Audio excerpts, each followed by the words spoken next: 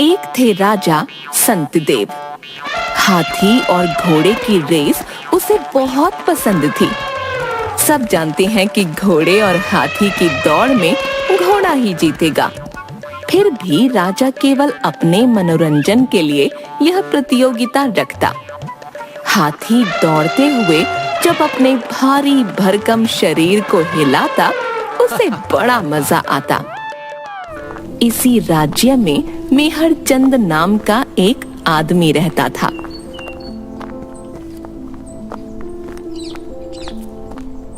सेठ जी, मुझे अपनी बहन के विवाह के लिए कुछ रुपए चाहिए। 3% ब्याज दे पाओगे? जी, मैं आपके रुपए सूद सहित शीघ्र ही लौटा दूंगा। इसे रुपए दे दो। धन्यवाद सेठ जी। मेहरचंद के जाने के बाद सेठ जी, क्या ये बेचारा रुपए लौटा पाएगा? नहीं दे पाया तो और अच्छा, ये बहुत काम की चीज है। मेहरचंद बहन की शादी धूमधाम से करता है।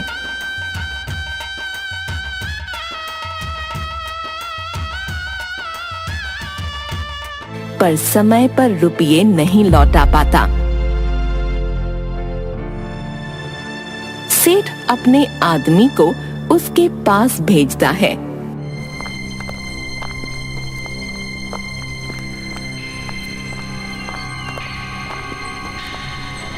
तुमने अब तक सेठ जी के रुपए वापस क्यों नहीं किए? क्या करूं, कोई काम ही नहीं मिल रहा। काम मिलते ही मैं रुपए लौटा दूंगा। जब पैसे वापस देने की हैसियत नहीं थी तो लिए क्यों थे? हमें नहीं पता, कुछ भी करके शीघ्र ही सेठ जी के रुपए लौटा दो, वरना अच्छा नहीं होगा। एक मैदान में राजा मंत्रियों और सेवकों के साथ। किसी भी मनुष्य के लिए तारा को हराना असंभव है। तारा सफेद रंग का ऊंचे डील डॉल वाला एक सेहतमंद घोड़ा था। वह हवा की गति से दौड़ता था। जब वह दौड़ने लगा तो देखने वालों को केवल उसके पैरों की आवाज सुनाई दी और उड़ती हुई मिट्टी दिखाई दी। राज्य में ये घोषणा करवा दो, जो भी तारा को दौड़ प्रतियोगिता में हराएगा उसे मुंह मांगा इनाम मिलेगा। सुनो सुनो प्रजावासियों, सुनो, जो भी आदमी हमारे राज्य के सबसे तेज दौड़ने वाले घोड़े तारा को 1 महीने बाद होने वाली दौड़ प्रतियोगिता में हराएगा, उसे महाराज सतदेव की ओर से मुंह मांगा इनाम और बहुत से मवेशी भेंट में मिलेंगे। सुनो सुनो सुनो।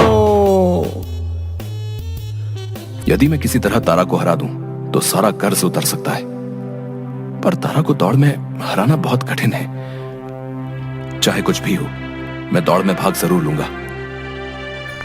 अगले दिन से मेहरचंद ने दौड़ने का अभ्यास शुरू कर दिया। वह दिन में कई किलोमीटर तेज गति से दौड़ने की कोशिश करता। आने जाने वाले लोग उसका मजाक उड़ाते। ये जितना भी तेज दौड़ ले, पर तारा को नहीं हरा पाएगा। हाँ, यूं ही अपना समय बर्बाद कर रहा है। 1 महीने बाद पूरा मैदान दर्शकों से भरा हुआ। राजा एक ऊंचे आसन पर रानी सहित बैठा था। उसके दाएं और बाएं मंत्री बैठे हुए थे। अब सब लोग शांत हो जाओ, प्रतियोगिता आरंभ हो रही है। सबसे पहले काले घोड़े और हाथी के बच्चे की रेस होती है। बच्चे को डुग डुग करते भागते देखकर राजा के साथ दर्शक भी खूब हंसे। फिर बारी आई तारा और मेहरचंद की। दोनों सीमा पर खड़े हैं। देखना, तारा ही जीतेगा। हाँ। घंटा बजते ही दोनों तेज गति से बराबर दौड़ने लगे। बीच में मेहरचंद थोड़ा धीमा हुआ तो तारा आगे निकल गया। आखिरी पलों में मेहर चंद ने जान लगा दी। वह हवा से बातें करता हुआ तारा से कुछ कदम आगे सीमा पार कर गया। मैदान में एक आदमी तारा और मेहर चंद के बीच खड़ा होकर मेहर चंद का हाथ ऊपर करके, आज की प्रतियोगिता का विजेता मेहर चंद है। अगले दिन राज्यसभा में महाराज की जय हो। राजा यहाँ वहाँ देखता है। महाराज दरबान। बोलो। महाराज मेहर चंद आया है। कितनी बार कहा है तेज बोला करो, हमें ऊंचा सुनाई देता है। महाराज मेहर चंद आया है, बुलाओ उसे। महाराज की जय हो। कहो मेहर चंद, कैसे आना हुआ? जी वो मैं जानता था तुम अवश्य आओगे। सब लोग महाराज की ओर देखते हैं। मैंने ही तुम्हें इनाम देने के लिए मना किया है। क्यों महाराज, ये तो विजेता घोषित हुआ है। कैसा विजेता? कुछ समझ नहीं आया महाराज। हम इसे विजेता नहीं मानते। यदि ये अपनी मेहनत से प्रतियोगिता जीतता तो इनाम अवश्य मिलता। गुप्तचरों ने सब पता किया है। प्रतियोगिता से पहले तुमने ऐसे अन्न का सेवन करना शुरू कर दिया था जिनसे खूब ऊर्जा और ताकत मिलती है। ये बात सही है ना? जी महाराज। तो इसमें तुम्हारी मेहनत और योग्यता कहाँ है? ये कमाल तो हमारे राज्य के अन्न का है, यहाँ की मिट्टी का है। तुम इनाम के हकदार नहीं हो, जाओ यहाँ से। मेहर चंद रोते हुए सिर झुकाकर वहां से चला जाता है। मंत्री रसोई घर में। जैसा मैंने कहा है वैसा करो। आप जानते हैं ना महाराज का पेट थोड़ा नाजुक है। हाँ, मुझे सब पता है। फिलहाल उनका पेट नाजुक नहीं, मोटा होता जा रहा है। ऐसे ही पेट निकलता रहा तो राज्य कैसे संभालेंगे? आप कौन से पतले हैं? ए, तुम अपना पेट तो देखो।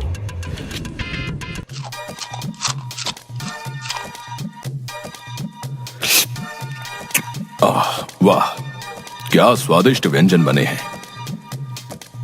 महाराज, आप कितना काम करते हैं।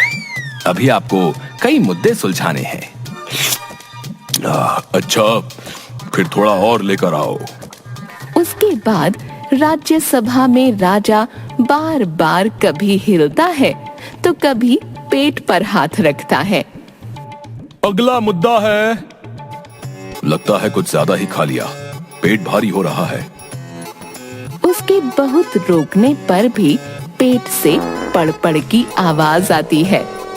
गैस निकल जाती है। सभी सभासद राजा की ओर देखने लगते हैं। वह चुपचाप उठकर बगीचे में चला जाता है। राजा बगीचे में पेट पकड़कर टहलते हुए। आज इतना अपच कैसे हो गया? पेट से लगातार गैस निकलती, पड़ की आवाज आती है। महाराज, राज्यसभा में सभी आपकी प्रतीक्षा कर रहे हैं। देखते नहीं मेरी क्या दशा है।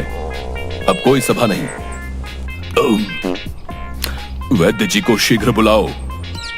राजा के पेट से गैस निकलना और डकार आने का सिलसिला थमने का नाम नहीं लेता। महाराज, वैद्य जी किसी दूसरे गांव गए हैं, सुबह तक आएंगे। कोई नींबू पानी लेकर आओ। अगले दिन राजा का पेट खराब हो जाता है। उसे दस्त लग जाते हैं। वह पेट पकड़ कर बार बार शौचालय जाता है। महाराज, आप चिंता मत कीजिए, वैद्य जी आते ही होंगे। नहीं आए तो उठा लाओ। आइए वैद्य जी, देखिए महाराज को क्या हो गया। क्या हुआ महाराज? ऐसे ऐसे ऐसे हो रहा है। वैद्य जी, ये कोई गंभीर समस्या तो नहीं? महाराज, आपको अपच है। खाते पीते लोगों को मेरा मतलब अक्सर यूं ही हो जाता है। हमारे पेट का बुरा हाल है और आपको यूं ही लग रहा है। ये औषधि ले लीजिए। राजा के औषधि लेने के बाद वैसे महाराज ने भोजन में क्या खाया? जरा रसोइये को बुलाइए। रसोइया आकर हाथ जोड़कर खड़ा हो जाता है। महाराज ने क्या खाया था? जी वो मैं बताता हूँ, तुम जाओ। रसोइया चला जाता है। महाराज, आपने वही अन्न खाया जो मेहरचंद ने प्रतियोगिता से पहले खाना शुरू किया था। क्या? क्यों? जब वो अन्न खाने से मेहरचंद हवा की तरह दौड़ सकता है, तो हमारे प्यारे राजा आपको तो कितना काम करना पड़ता है। मुझे लगा इससे आपको दुगनी ऊर्जा और ताकत मिलेगी। मंत्री जी, आपसे ये उम्मीद नहीं थी। आप समझदार व्यक्ति हैं, जानते हैं कि इस तरह का अन्न ऐसे नहीं पचता। इसे पचाने के लिए कड़ा शारीरिक श्रम करना पड़ता है। केवल अन्न का सेवन करने से कुछ नहीं होता। शारीरिक श्रम? वैद्य जी, आपको क्या लगता है हम केवल सिंहासन पर बैठे रहते हैं? मंत्री जी, बताइए इन्हें, हम कितनी मेहनत करते हैं। सुबह नाश्ता और फल, दोपहर में 56 भोग, रात में उसका दुगना। मंत्री जी, हमारा शारीरिक श्रम बताइए। जी महाराज, शाम सवेरे सैर करते हैं और बहुत बोलते हैं। माफ कीजिए महाराज, दौड़ने और टहलने में बहुत अंतर होता है। मेरा अर्थ ऐसे श्रम से है जिसमें मनुष्य की देह और हड्डी एक हो जाए।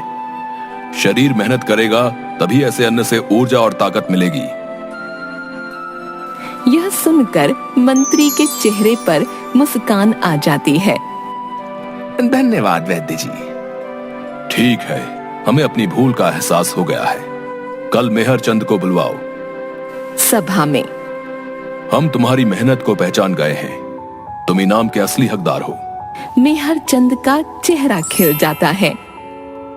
तुम कोई भी 50 मवेशी ले सकते हो। महाराज की जय हो।